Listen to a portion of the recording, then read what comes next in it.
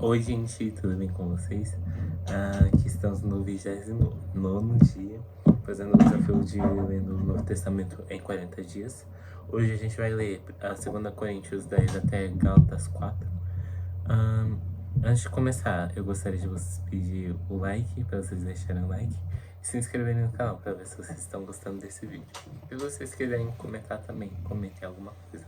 Então, bora começar. Capítulo 10. Paulo defende a sua autoridade apostólica. E eu mesmo, Paulo, peço a vocês, pela mansidão e bondade de Cristo. Eu que, na verdade, quando estou com vocês, sou humilde, mas quando ausente, sou ousado para com vocês. Sim, eu peço que não me obriguem a ser ousado quando estiverem com vocês, servindo-me daquela firmeza que penso que devo tratar alguns que nos julgam que se andássemos segundo a carne. Porque embora andemos na carne, não lutamos segundo a carne. Porque as armas da nossa luta não são carnais, mas poderosas em Deus, para destruir fortalezas. Destruímos raciocínios falaciosos, falaciosos, falaciosos e toda arrogância que se leva contra o conhecimento de Deus, e levamos cativo todo pensamento à obediência de Deus. E estaremos prontos para punir qualquer desobediência quando a obediência de vocês estiver completa. Observem o que está evidente. Se alguém confia em si, que é de Deus, de Cristo, pense outra vez consigo mesmo que, assim como ele é de Cristo, também nós somos. Porque se eu me gloriar um pouco mais a respeito da nossa autoridade, a qual o Senhor nos conferiu para a edificação e não para a destruição de vocês, não me envergonharei. Não quero que pareça ser um objetivo intimidar vocês por meio de cartas. Alguns dizem, as cartas são graves e fortes, mas a presença pessoal dele é fraca e a sua palavra é desprezível.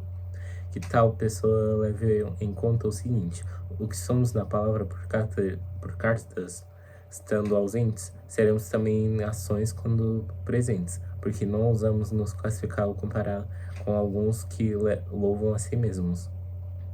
Mas eles, medindo-se consigo mesmos e comparando-se consigo mesmos, revelam falta de entendimento. Nós, porém, não nos gloriamos além da medida, mas respeitamos o limite da esfera de ação que Deus nos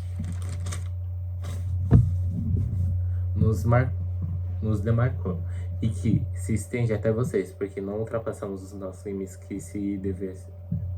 como se não devêssemos chegar até vocês, pois já chegamos até vocês como o Evangelho de Cristo.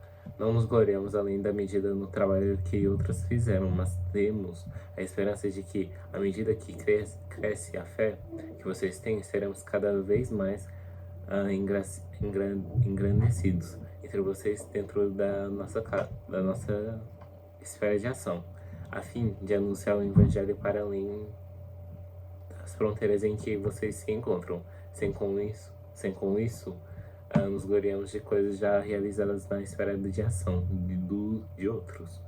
Aquele, porém, que se glorie-se no Senhor, porque não é aprovado quem recomenda a si mesmo, e sim aquele que o Senhor recomenda.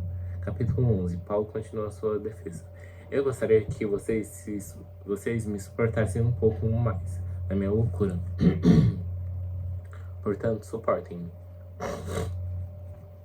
Tenho zelo por vocês, com um zelo que vem de Deus, pois eu preparei vocês para apresentá-lo como virgem pura a um só esposo, que é Cristo. Temo que assim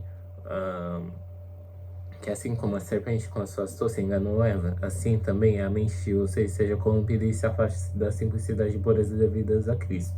Pois se vem alguém que prega outro Jesus diferente daquele que nós pregamos, ou se vocês aceitam um espírito diferente daquele que já receberam, um evangelho diferente do que já aceitaram, vocês toleram muito bem. Porque vocês toleram isso muito bem, porque suponham em nada ter sido inferior a esses super apóstolos. E embora seja fraco no falar, não sou no conhecimento, em tudo e por todos os modos temos manifestado isso a vocês. Será que cometi algum pecado pelo fato de viver humildemente para vocês, para que vocês fossem exaltados, visto que lhes anunciei o Evangelho de Deus sem cobrar nada?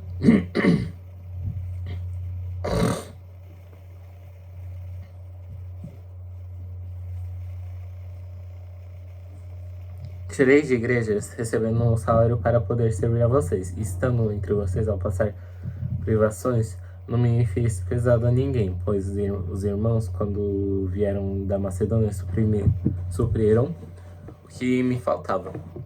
E em tudo me guardei e me guardarei de ter pesado a vocês, pela verdade de Cristo que está em mim. Garanto que essa glória não me será tirada nas regiões da Acaia. Por quê? Será que é porque não amo vocês?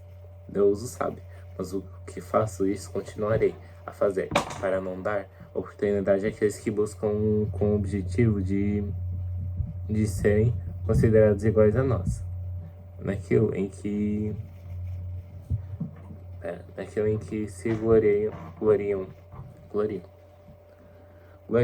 Porque esses tais são falsos apóstolos, obreiros fraudulentos, disfarçando-se em apóstolos de Cristo. E não é de admirar, porque o próprio Satanás se disfarça de anjo de luz. Portanto, não deveria surpreender que os próprios ministros se disfarcem em ministros de justiça. O fim deles será conforme as suas obras. Os sofrimentos de Paulo por amor do Evangelho. Outra vez digo, ninguém pense que estou louco, mas se vocês pensam que sim, recebam-me como um louco, para que também eu me gloriei por um instante. O que falo nessa confiança de me gloriar, não falo segundo o Senhor, mas como por loucura. E visto que muitos se gloriam, segundo a carne, também eu me gloriarei. Porque sendo tão sábios de vontade, vocês toleram os loucos. Vocês toleram que os escravize, quem os explore, quem os engane, quem os exalte, quem lhes dê bofetadas no rosto. Para minha vergonha, confesso que fomos fracos demais para isso. Mas naquilo em que outros têm ousadia, volto a falar como se fosse louco. Também eu tenho. São hebreus? Eu também. São israelitas? Eu também. Se são da descendência de Abraão? Eu também. São ministros de Cristo? De Cristo, falando como se estivesse fora de mim. Afirmo que sou ainda mais, em trabalhos muito mais, em prisões muito mais, em ações sem medida, em perigo de morte. Muitas vezes. 5 vezes recebi dos judeus 40 açoites menos 1. 3 vezes fui açoitado com varas. Uma vez fui apedrejado. 3 vezes naufraguei.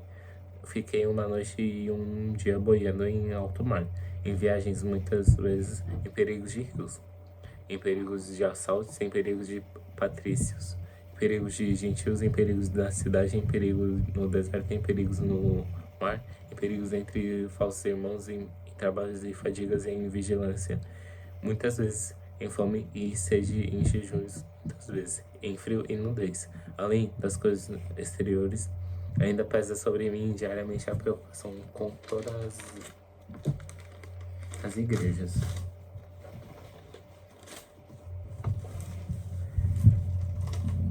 Quem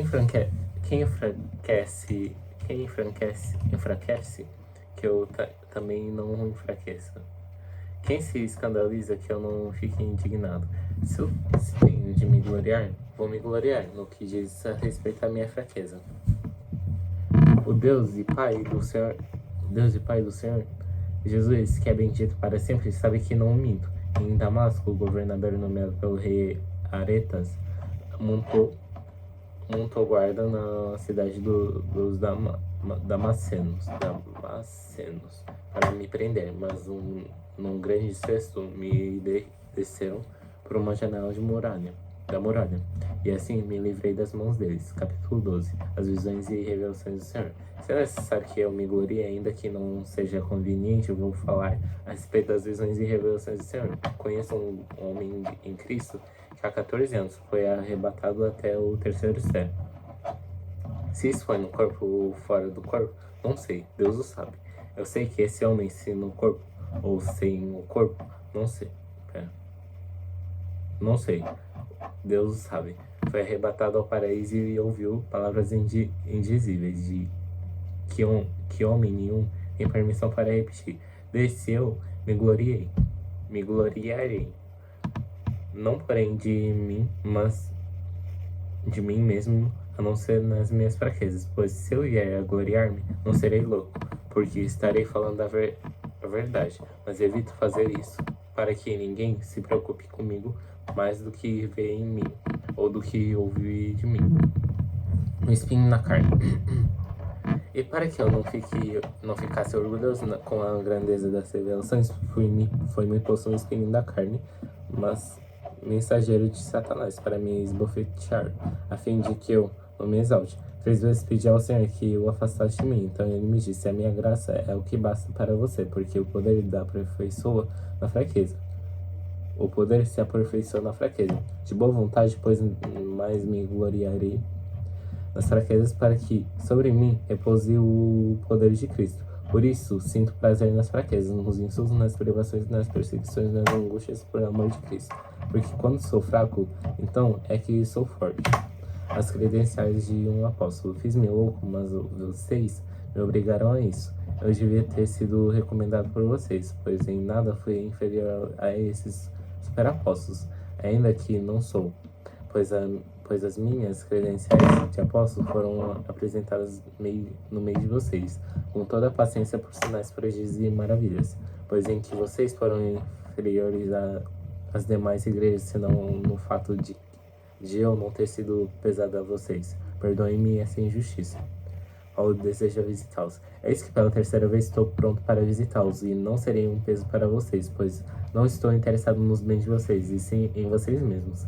Não são os filhos que devem juntar riquezas para os pais, mas os pais para os filhos. Eu de boa vontade gastarei e me deixarei gastar em favor de vocês. Se eu amo cada vez mais, será que vou ser amado cada vez menos? Seja como for. Eu não fui um peso para vocês. No entanto, sendo astuto, eu os prendi com astúcia. Será que explorei vocês por meio de alguém que lhes enviei? Pedi a Tito que fosse até aí e mandei com ele outro irmão. Será que Tito explorou vocês? Não é verdade que temos andado no mesmo espírito? Não seguimos nas mesmas pisadas? O receio de Paulo. Há muito vocês podem estar pensando que queremos nos defender diante de vocês. Falamos em Cristo diante de Deus. E tudo isso, meus amados, é para a edificação de vocês, pois tenho receio de que ainda até aí eu não os encontrei na forma em que gostaria de encontrá-los, e que também vocês me acham diferente do que esperavam, e que haja entre vocês briga, inveja, ira, egoísmo, difamação, intriga, orgulho e tumulto. Tenho receio de que, indo outra vez, o meu Deus me humilhe diante de vocês e eu venha a chorar por muitos que no passado pecaram e não se arrependeram da impureza, da imoralidade sexual e da libertinagem que praticaram. Capítulo 3. Conselhos finais. Essa é a terceira vez que vou visitá-los, por boca de 2 ou 3 testemunhas. Toda questão será decidida. Já o disse anteriormente. E digo de novo, como fiz quando estive presente pela segunda vez, mas agora, estando ausente, digo aos que no passado pecaram, irei a todos os demais. Se eu for outra vez, não os pouparei, visto que vocês buscam provas de que Cristo fala em mim. Ele não é fraco quando trata com vocês, pelo contrário, é poderoso entre vocês, porque de fato foi crucificado em fraqueza, mas vive pelo poder de Deus, porque nós também somos fracos nele, mas viveremos com ele pelo poder de Deus para o bem de vocês. Examinem-se para ver se realmente estão na fé, provém a si mesmos. ou não reconhecem que Jesus Cristo está em vocês? Não será que já tenham sido reprovados? Mas espero que reconheçam que nós não fomos reprovados. Estamos orando a Deus para que vocês não façam mal algum, não para que simplesmente pareça que nós fomos aprovados, mas que vocês façam o bem, mesmo que pareça que nós fomos reprovados, porque nada podemos contra a verdade, senão a favor de verdade, porque nos alegramos quando nós estamos fracos e vocês estão fortes. E a nossa oração é essa, que vocês sejam aperfeiçoados. Portanto, escreva essas coisas estando ausente, para que, estando presente, não venha usar de rigor, segundo a autoridade que o Senhor me deu para edificação, e não para destruição. Saudações. Quanto ao mais, irmãos, a Deus, procurem aperfeiçoar-se, consolem uns aos outros, tenham o mesmo modo de pensar e vivam em paz, e o Deus de amor e de paz estará com vocês. Saudem uns aos outros com um beijo santo. Todos os santos mandam saudações. A graça de Jesus Cristo e o amor de Deus e a comunhão do Espírito Santo estejam com todos vocês. Capítulo 1. Gálatas capítulo 1. Prefácio e saudação. Paulo, apóstolo, não dá parte de pessoas, nem por meio de homem algum, mas por Jesus Cristo e por Deus Pai, que ressuscitou dos mortos, e todos os irmãos que estão comigo às igrejas da Galácia. Que a graça e a paz estejam com vocês, da parte de Deus nosso Pai e do Senhor Jesus Cristo, o qual entregou a si mesmo pelos nossos pecados, para nos livrar deste mundo perverso, segundo a vontade de vosso Deus e Pai, a quem veja a glória para todo sempre. Amém. No outro evangelho, estou muito surpreso em ver que vocês estão passando tão depressa daquele que o chamou na graça de Cristo para outro evangelho, o qual na verdade não é outro, porém há alguns que estão perturbando e vocês querem perverter o evangelho de Cristo. Mas ainda que nós ou mesmo um anjo vindo do céu pregue a vocês um evangelho diferente daquele que temos pregado, que esse seja anátema. Como já dissemos e agora repito, se alguém está pregando a vocês um evangelho diferente daquele que já receberam, que esse seja anátema.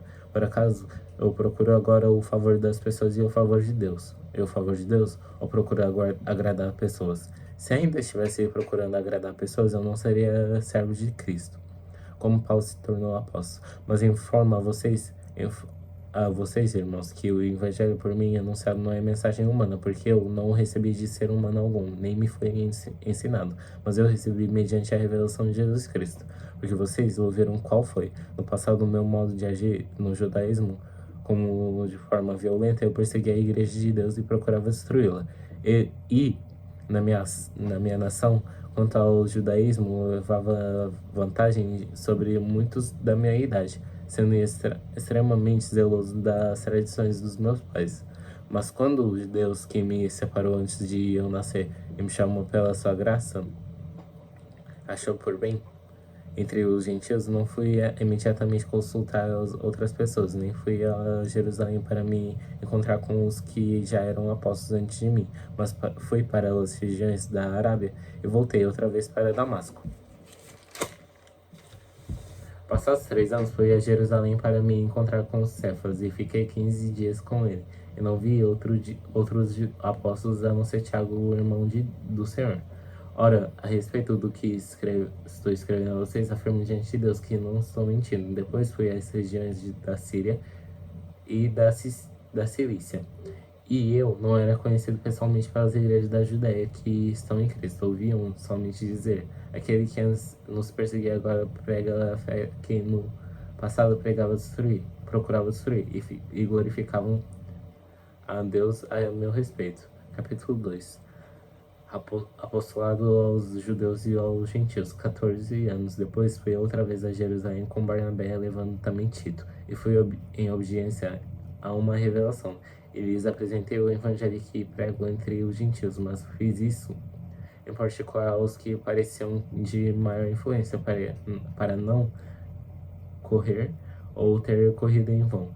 Mas nem mesmo Tito, que estava comigo, sendo grego, foi obrigado a submeter-se à circuncisão. E isso surgiu por causa dos falsos irmãos que se havia infiltrado para espreitar a liberdade que temos em Cristo Jesus e nos seduzir à escravidão. e esses não nos submetemos por instante sequer, para que a verdade do Evangelho permanecesse entre vocês. E quanto àqueles que pareciam ser alguma coisa, ou que eles foram no passado, não me interessa, não aceita o nome. Digo que pareciam ser de maior influência, nada me acrescentaram. Viram que me havia sido confiado o evangelho da circuncisão, assim como Pedro foi confiado o evangelho da circuncisão, pois aquele que operou eficazmente em Pedro para apostolado da circuncisão também operou eficazmente em mim para os gentios. E quando reconheceram a graça que me foi dada, Tiago, Cefas e João, que eram reputados colunas, estenderam a mim e a Barnabé a mão direita da comunhão, a fim de que nós fôssemos para os gentios e eles fossem para a circuncisão. Somente recomendaram que nos lembrássemos dos pobres, o que também me esforcei por fazer. Paulo repreende Pedro. Quando, porém, Cefas veio a Antioquia, resisti-lhe a face, porque havia se tornado repreensível. De fato, antes de chegarem alguns da parte de Tiago, ele comia com os gentios. Quando, porém, chegaram, começou a afastar-se e, por fim, separou-os temendo-os da circuncisão. E também os demais judeus se fizeram hipócritas juntamente com ele, a ponto de o próprio Barnabé ter se deixado levar pela hipocrisia deles.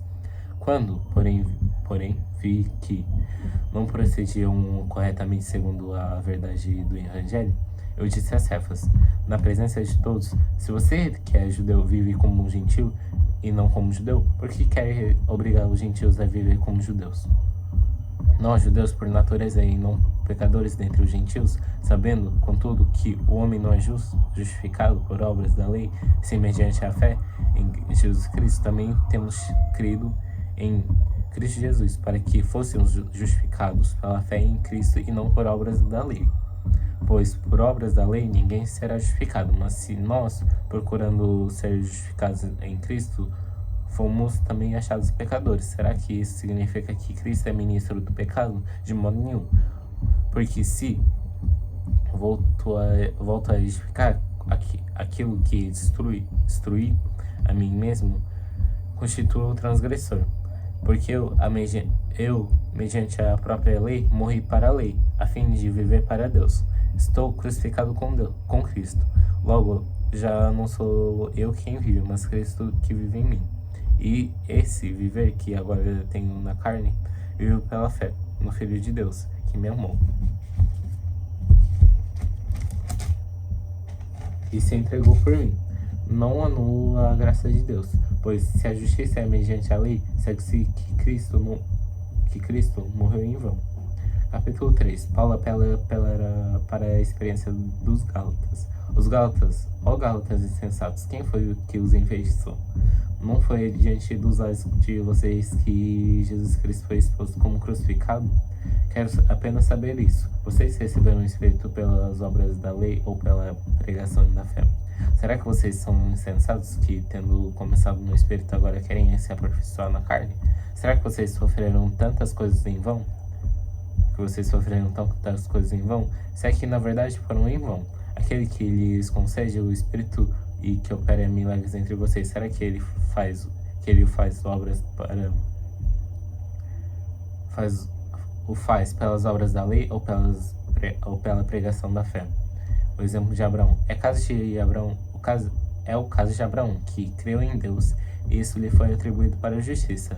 Saibam, portanto, que os que têm fé que são filhos de Abraão. Ora, tendo a Escritura previsto que Deus justificaria os gentios pela fé, pré-anunciou o Evangelho a Abraão, dizendo: em você serão abençoados todos os povos.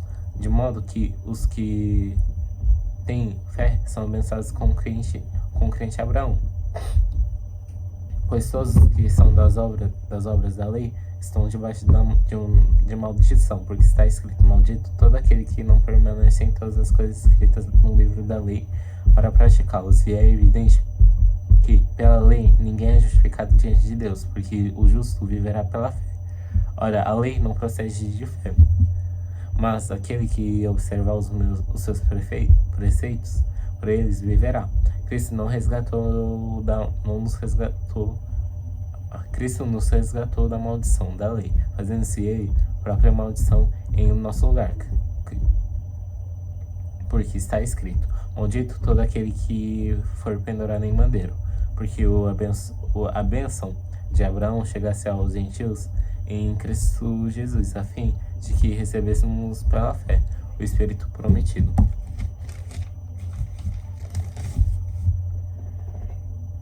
Irmãos, falo em termos humanos, ainda que uma aliança seja meramente humana, uma vez ratificada, ninguém a revogar ou lhe acrescentar coisa alguma. Ora, as promessas foram feitas a Abraão e o seu descendente.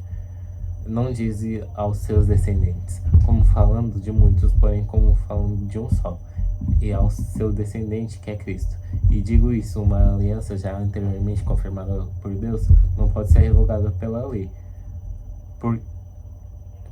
que veio 430 anos depois, a ponto de anular a promessa, porque se a aliança provém de lei, já não decorre da promessa, mas foi pela promessa que Deus concedeu gratuitamente a Abraão. Logo, para que é a lei? Ela foi acrescentada por causa das transgressões, porque até que viesse os descendentes a quem se fez a promessa e foi promulgada por meio de anjos pela mão de um mediador. Ora, o mediador não é um só, mas Deus é um só. Seria então a lei contra as promessas de Deus? De modo nenhum, porque se fosse promulgada uma lei que pudesse dar vida, então a justiça seria de fato procedente de lei. Mas a Escritura encerrou tudo sobre o pecado, para que mediante a fé em Jesus Cristo a promessa fosse concedida aos que creem. A tutela da lei para nos conduzir a Cristo. Mas antes que viesse a lei, a fé, estávamos sob a tutela da lei, e nela encerrados para essa fé, que no futuro haveria de ser revelada. De maneira que a lei se tornou o nosso guardião para nos conduzir a Cristo, a fim de que fôssemos justificados pela fé. Mas agora que veio a fé, já não permanecemos subordinados ao guardião, pois todos vocês são filhos de Deus mediante a fé em Cristo Jesus, porque todos vocês que foram batizados não pode haver judeu nem grego, nem escravo, nem liberto, nem homem, nem mulher, porque todos vocês são um em Cristo. E se vocês são de Cristo, são também descendentes de Abraão e herdeiros segundo a promessa. Capítulo 4. A nossa filiação em Cristo. Digo, porém, o seguinte: durante o tempo em que o herdeiro é menor de idade, em nada difere de um escravo, mesmo sendo senhor de tudo, mas está sobre tutores e curadores até o tempo predeterminado pelo